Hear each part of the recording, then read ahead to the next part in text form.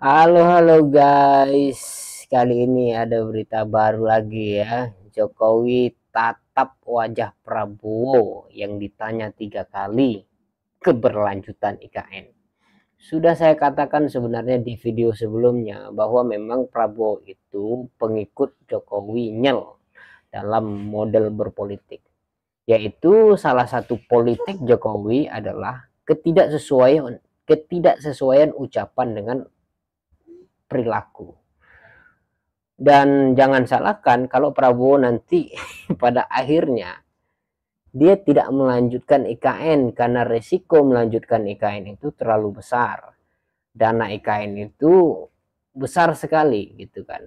Sementara kebutuhan bangsa ini sangat tipis, sangat besar juga gitu. Kebutuhan bangsa ini terkait misalnya dengan makan sehat, makan sehat untuk para siswa gitu kan, dan kemudian biaya lainnya dan sebagainya itu.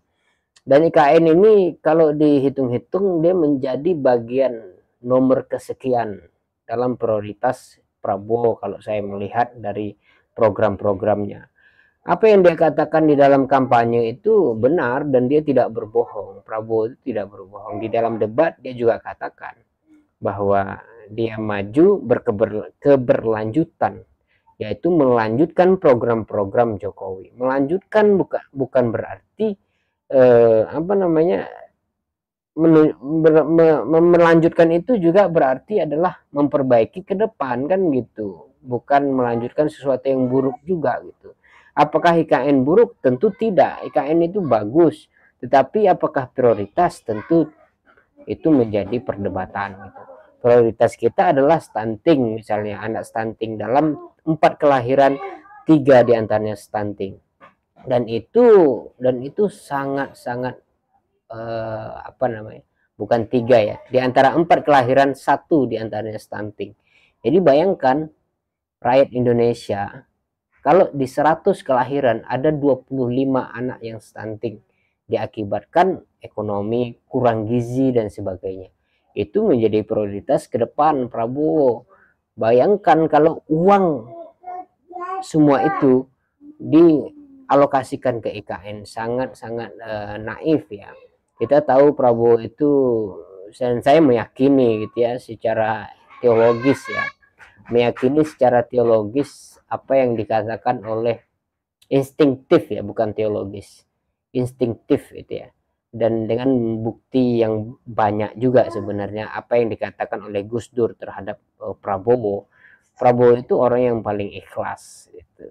Dan oleh karena itu kita memilih dia kan untuk menjadi presiden, bukan karena Jokowi mendukung Prabowo kita memilih Prabowo, akan tetapi karena Prabowo itu sendiri. Bahkan sebenarnya ada 2 hambatan kenapa orang tidak memilih Prabowo ketika pemilihan kemarin itu ya. Hambatan pertama adalah Jokowi itu sendiri di belakang Prabowo, yang kedua adalah anak Jokowi yang mendampingi Prabowo.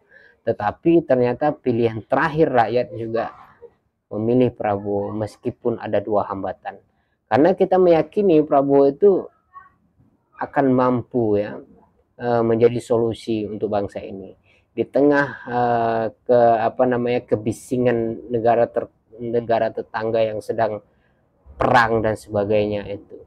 Dan kita perlu sosok yang mengerti peta perperangan gitu ya, peta dunia.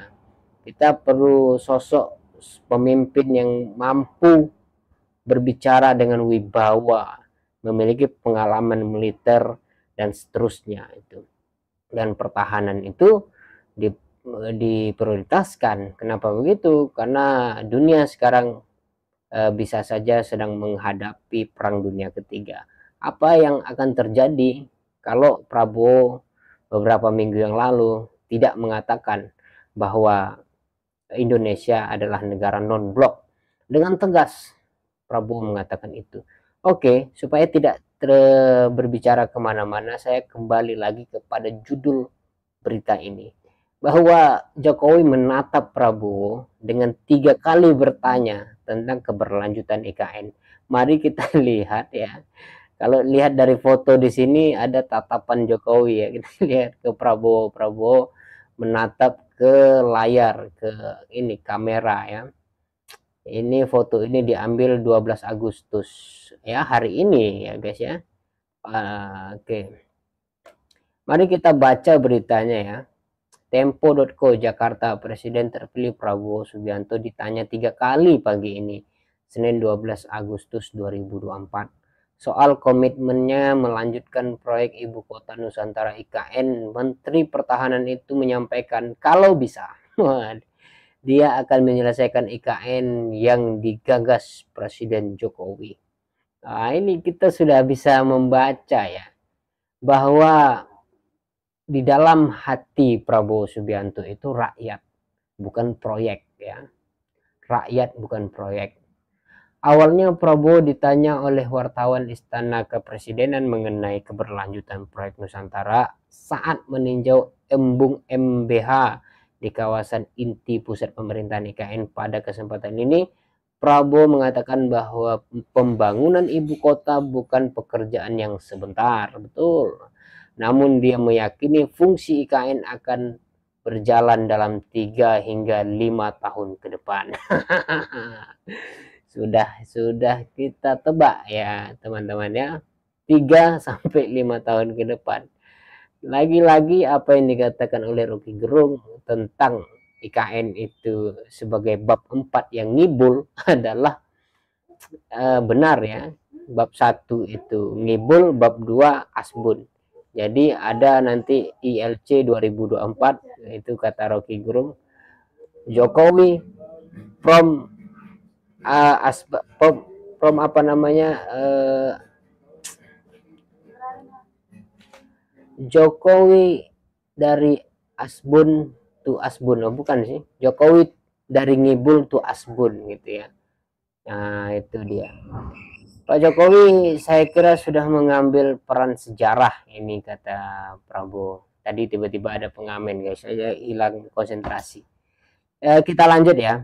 Pak Jokowi saya kira sudah mengambil peran sejarah, beliau yang inisiasi, minimal saya melanjutkan, kalau bisa saya ikut yang menyelesaikan, kata Prabowo yang akan memimpin pemerintahan dengan wakil presiden terpilih Gibran Rakabuming Raka putra Jokowi.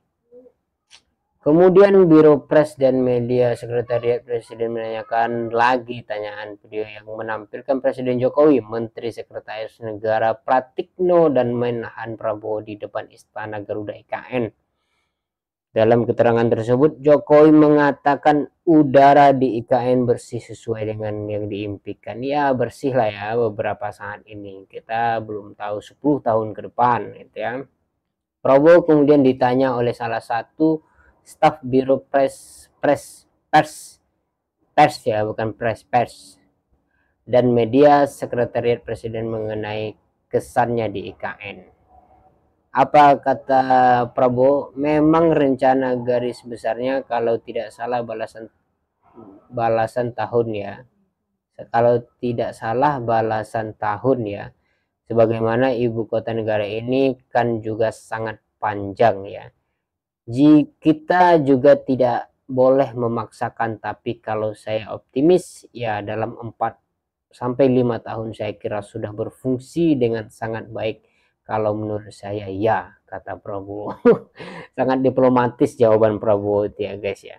Kalau kita lanjut ya, ini narasi yang tidak begitu penting ya, penjelasan tentang beberapa pertanyaan sebelumnya, bahwa memang di dalam berita ini benar mengatakan Prabowo itu di IKN sampai 3 kali ditanyakan tentang keberlanjutan IKN. Itu menunjukkan kekhawatiran. Kita tidak tahu ya apakah pers di sana itu pers undangan berbasis berbasis apa istilahnya apa, kalau di dalam survei itu ada pertanyaan tumpangan itu istilahnya ya. Ya semoga tidak ya. Wallahu a'lam bishawab. Terima kasih.